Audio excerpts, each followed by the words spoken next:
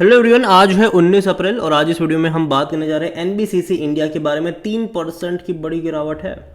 देखिए, पिछले एक महीने का ग्राफ देखोगे तो तेज़ी वाला था। 109 रुपये से तेज़ी आई, 140 पे गया, लेकिन उसके बाद लगातार गिरकर अभी 120 पर भी आ रहा है। एक साल का अगर आप ग्राफ देखो तो भाई साहब खूब पैसा बना है। 200% से भी ज़्यादा का ग्रोथ था, एक्चुअली में उससे भी ज़्यादा। 38 रुपीज़ से शेयर जो था वो तकरीबन 170 पे गया था।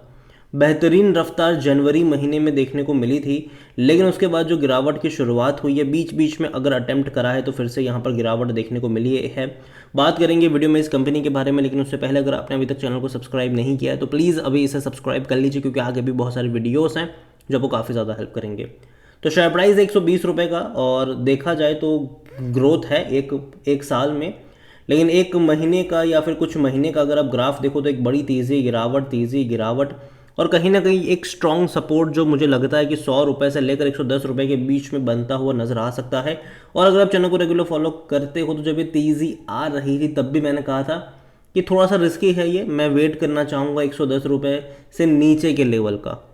और हालांकि गिरावट अभी देखने को मिल भी रही है। हालांकि आज की जो गिरावट है वो यही है कि पूरा बाजार ही जब गिरावट में है तो यहाँ पर भी गिरावट देखने को मिल रही है।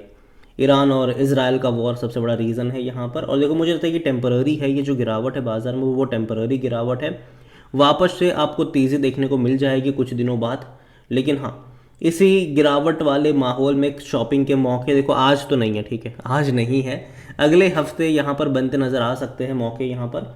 और जहाँ तक बात करें वॉल्यूम्स की, तो आज तकरीबन 77 लाख से भी ज़्यादा के वॉल्यूम्स हमें यहाँ पर देखने को मिले, जो इसका ऑल टाइम हाई 175 रुपये का था, जो हाल फिलहाल में ही बना था। और जहाँ तक बात करें मार्केट कैप की, तो 21,780 करोड़ के आसपास का इसका मार्केट कैप है। देखिए, कंपनी ख़राब नहीं है, क्योंकि इसका जो ऑर्डर बुक है ना, इस कंपनी का जो ऑर्डर बुक है वो 55,000 करोड़ से भी ज़्यादा का है, इसके मार्केट कैप से डबल से भी ज़्यादा। तो ऑर्डर बुक स्ट्रांग है, डेफिनेटली स्ट्रांग है मेरे हिसाब से। और जहाँ तक नज़र करे इसको लेकर, तो according to Moneycontrol user हर कोई कह रहा है खरीदारी करो। और जहाँ तक इनके रिजल्ट्स के बारे में देखें, क्योंकि देखो नतीजे आ रहे हैं बहुत जल्दी सभी कंपनियों के, हालांकि इसके कोई डेट सामने नहीं है कि इनके नंबर्स कब आएंगे। देखो, उम्मीद तो मैं करता हूँ कि जल्दी नंबर्स आए और अच्छे नंबर्स आए। और डिविडेंड भी देखा जाए तो अच्छा पे कर रहा है, एवरेज में कहूँगा 54 पैसा पर शेयर का इसने पिछले साल पे करा था। लेकिन हमें ये भी समझना होगा कि पिछले साल ये 40 रुपये का शेयर था, तो ख़राब डिविडेंड तो नहीं पे कर रहा है। लेकिन हाँ, जिस तरीके से शेयर प्राइस हुआ है 200%, डिविडेंड नहीं होगा 200%, ठीक है। और वैल्यूएशन के बारे में देखें तो भाई साहब ये ना ही सस्ता है ना ही महंगा है, 60 का पी है इसका, सेक्टर पी 61 का है। तो देखो, सरकारी कंपनियां देखो यार, पहली चीज़ तो है कि हाई वैल्यूएशन के ऊपर अच्छी नहीं लगती है, उनके वैल्यूएशन थोड़े बहुत कम होने ज़रूरी है। और जहाँ तक बात करी जाए इसको लेकर, तो मैं पहले भी बोल चुका हूँ कि 100 रुपये से 110 रुपये के रेंज में अगर चाहता है तो कहीं ना कहीं इसका पी जो है वो थोड़ा सा और एडजस्ट होगा और 55 के करीब ज़्यादा नज़र आएगा। और हाँ, तब ये थोड़े सस्ते वाली रेंज में चला जाएगा। हालांकि कोई भी एनालिस्ट अभी खरीदारी करने की यहाँ पर बात नहीं कर रहा है। फाइनेंशियल्स अगर आप देखोगे इस कंपनी के, तो सरकारी कंपनी है और लास्ट क्वार्टर में तकरीबन 2,470 करोड़ के आसपास का इनका जो था वो रेवेन्यू था और 110 करोड़ का प्रॉफिट था। लेकिन इस बार के जब नंबर्स आएंगे उससे एक्सपेक्टेशन बहुत ज़्यादा हाई है, क्योंकि ये है बात कि मार्च 2023 वाला क्वार्टर अगर आप देखोगे तो रेवेन्यू 2,845 करोड़ का था और प्रॉफिट 108 करोड़। तो भाई साहब ये बहुत बड़ा नंबर था। और जब कंपैरिजन होगी, अभी जब नंबर्स आएंगे मार्च के, तो उसकी कंपैरिजन पिछले साल के मार्च के क्वार्टर से करी जाएगी। और उसके मुकाबले अगर अच्छे नहीं हुए तो भाई साहब गिरावट एक्सपेक्टेड रहेगी यहाँ पर। तो पहली चीज़ तो ये है कि देखो, कंपनी ख़राब नहीं है, अच्छी कंपनी मैं कहूँगा, अच्छी खासी ऑर्डर बुक भी है इनकी। और जहाँ तक बात करें वैल्यूएशन की, तो देखो सस्ता नहीं है, पहली चीज़ एवरेज कह सकते हो आप इसको, लेकिन सस्ता नहीं है ये।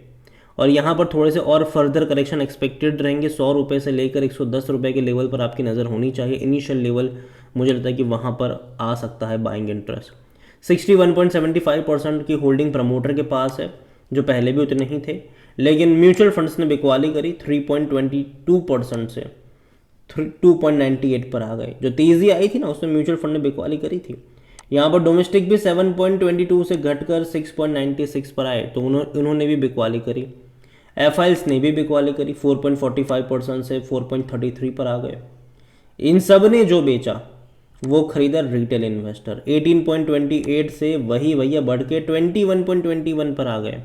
इवन जो अदर पार्टीज ने भी बिकवाली करी, उनकी 5.08 से घटकर ये 2.81 पर आ गए। तो सब कुछ खरीदा है रिटेल इन्वेस्टर्स ने, छोटे निवेशकों ने खरीदारी करी है यहाँ पर, और वही फंसे हुए हैं। और जहाँ तक बात करी जाए तो भैया हाल फिलहाल में प्रभुदास लीलाधर की तरफ से यहाँ पर एनबीसीसी इंडिया में बाय कॉल जनरेट हुआ है, और 159 रुपीज़ का टारगेट जो है वो उनकी तरफ से यहाँ पर दिया गया है। और देखिए कंपनी मेरे हिसाब से सरकारी कंपनी है, और बहुत सारे बड़े प्रोजेक्ट कंपनी फ्यूचर में हैंडल करती नज़र आ सकती है। और अभी इलेक्शन के चलते कोई बड़ी अनाउंसमेंट्स मैं एक्सपेक्ट नहीं कर रहा हूँ यहाँ पर, और यही वजह है कि मुझे लगता है कि करेक्शन एक्सपेक्टेड है यहाँ पर। ऑलरेडी बहुत बड़ी तेज़ी इसने दिखाई थी, तो कहीं ना कहीं तो गिरावट आनी थी यहाँ पर, क्योंकि भैया बहुत ज़्यादा ये दौड़ चुका था। तो कहीं ना कहीं करेक्शन यहाँ पर बनना था, और वो बनता हुआ नज़र भी आ रहा है, थोड़ा सा और यहाँ पर बन सकता है। लेकिन लॉन्ग टर्म के लिहाज से गवर्नमेंट की बहुत सारी जो स्कीम्स है उसका इसको फ़ायदा मिलने वाला है, जैसा कि प्रधानमंत्री आवास योजना देख लो आप यहाँ पर, तो उसका भी एक बहुत बड़ा बेनिफिशियरी ये हो सकता है। और आने वाले टाइम में अगर आप देखो तो कोई भी बड़ी कंपनी जो इंफ्रा से जुड़ी हुई है, अगर वो डिफ़ॉल्ट करती है तो कहीं ना कहीं एक बड़े बिडर के तौर पर ये हमेशा खड़ा होता है, जैसे कि आम्रपाली के प्रोजेक्ट इन्होंने टेक ओवर करे थे सुप्रीम कोर्ट में जाने के बाद। तो ये सारी चीज़ें रहेगी यहाँ पर। और तो और जो सरकारी बिल्डिंग्स है, ठीक है, इसके कंस्ट्रक्शन से लेकर इनके मेंटेनेंस का जो कहीं ना कहीं ऑर्डर्स कह लो, वो जनरली इस कंपनी को मिलता है, क्योंकि ये भी सरकारी कंपनी है, सरकार इनको ऑर्डर ज़्यादा देती हुई नज़र भी आती है। तो मैं यही कहूँगा आपसे कि नज़र रखिए एनबीसीसी इंडिया के ऊपर। लेकिन हाँ, ये ज़रूर मैं कहूँगा कि अभी मौके नहीं बन रहे हैं, यहाँ से और फर्दर 10-12% का डिक्लाइन एक्सपेक्टेड है, और उसके बाद यहाँ पर आपको एक मोमेंटम नज़र आ सकता है, उसके बाद एक मोमेंटम नज़र आ सकता है। और एक और इवेंट होगा, और वो इनके क्वार्टरली नंबर्स वाला इवेंट्स होगा, Q4 के जो नंबर्स आएंगे वो इवेंट्स होगा, उसके ऊपर डिपेंड करेगा कि फर्दर ये कहाँ तक जाएगा, अप जाएगा फिर डाउन जाएगा। तो देखो न्यूज़ के ऊपर कंपनियां रिएक्ट करती ज़रूर है, और उसके ऊपर आपकी नज़र भी होनी चाहिए। अगेन ये मेरा पर्सनल ओपिनियन है, कोई भी इन्वेस्टमेंट एडवाइस नहीं है। ये वीडियो को यहीं पे एंड करता हूँ। पसंद आया हो तो लाइक करो, शेयर करो, चैनल पर पहली बार हैं तो प्लीज़ सब्सक्राइब करें। और एनबीसीसी इंडिया के बारे में आप क्या सोचते हैं वो भी आप मुझे कमेंट में लिखकर बता सकते हैं। इसके अलावा अगर आप चाहते हैं कि मैं किसी और सरकारी कंपनी के ऊपर भी एक डिटेल वीडियो बनाऊँ तो कमेंट में उसका भी नाम लिखिएगा। जितनी ज़्यादा कमेंट आएगी उतना ही जल्दी वीडियो आएगा। Thank you.